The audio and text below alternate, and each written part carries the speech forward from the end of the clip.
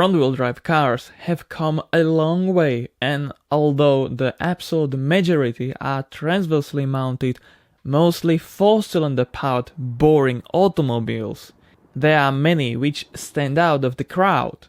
There are examples with the engine turned somehow, relocated elsewhere, or even actually moving.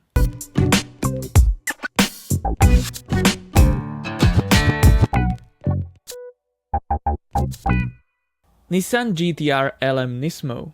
During times when all LMP1s were mid-engine, rear-wheel drive cars, Nissan shocked the racing enthusiasts with this crazy unique monster, the GTR LM Nismo.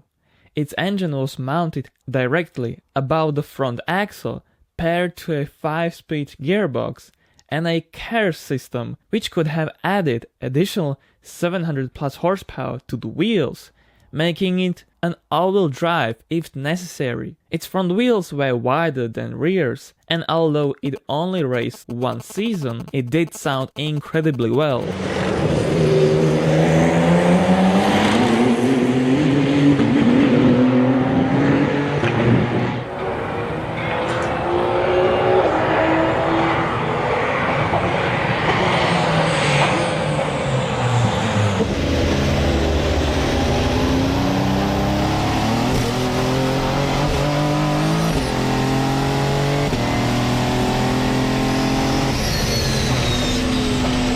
Peugeot 104.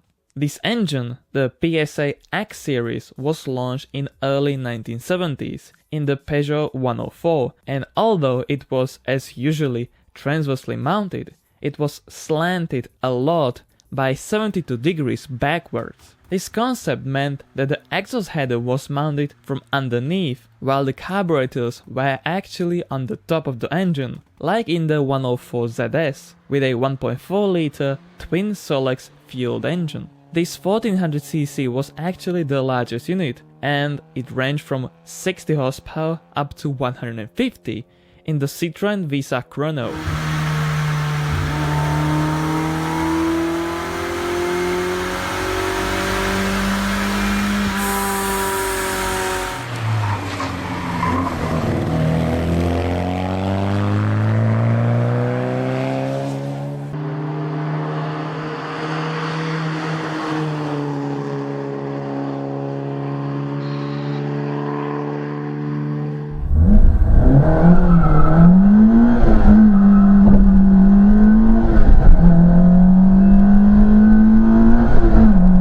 Megala and Rodsmith. The story of the Rodsmith killer was initiated by Bobby Haas, who found something interesting in 1930s photographs of a German Art Deco bike project. He instantly bombarded his mate Craig Rodsmith to build their custom bike with a front-wheel drive concept. While a radial engine was meant to be used, there were none readily available, so Craig made his own from 3 identical 2-stroke engines. The Killer has a very similar propelling system to the Megala, which, however, used a 5-cylinder 4-stroke engine.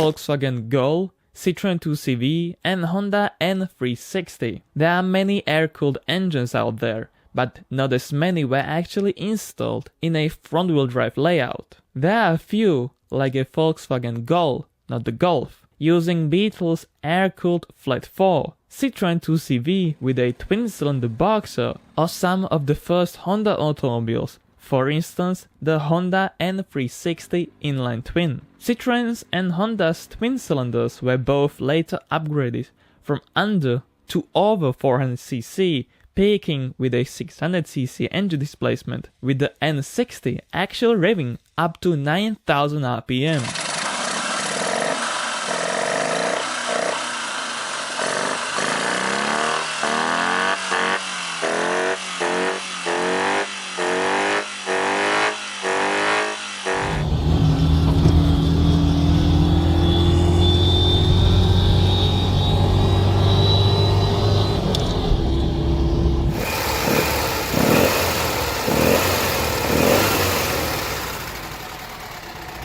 Koenigsegg Gemera. The Gemera has a clever hybrid all-wheel drive system with a torque vectoring and all-wheel steering. The gasoline tiny friendly giant is located before the rear axle in the middle, but it only powers front wheels through a torque tube, with additional E-motor using an open differential. There are electric motors on rear wheels, each per wheel, which explains why the Gemera has 3500 Nm of torque at about 2000 gasoline engines RPM.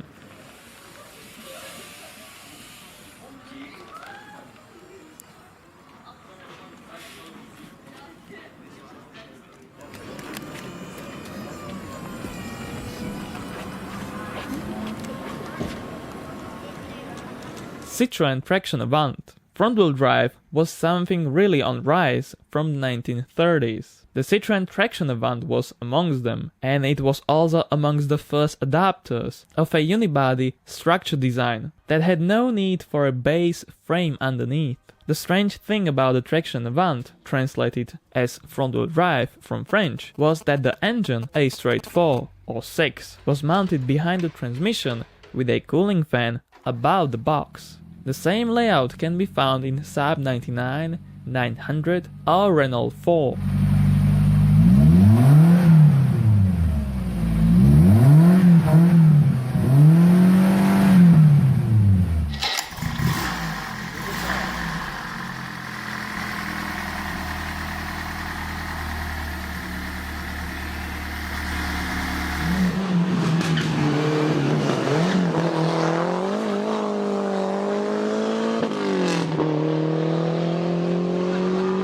Cadillac Eldorado 500.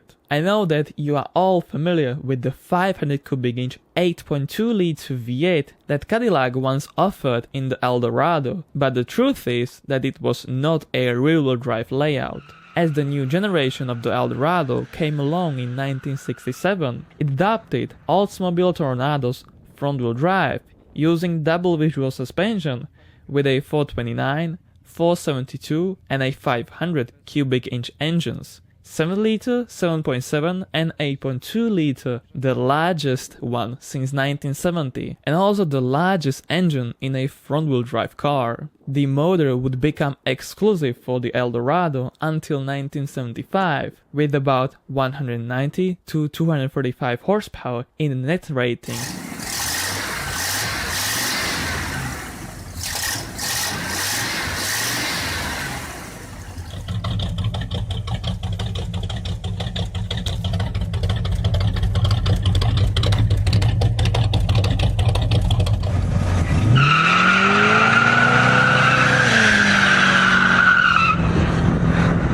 Don't worry, I have plenty of outboard topics coming, so stay tuned for that. Thank you very much for watching for this one, and see you in the next one. Cheers!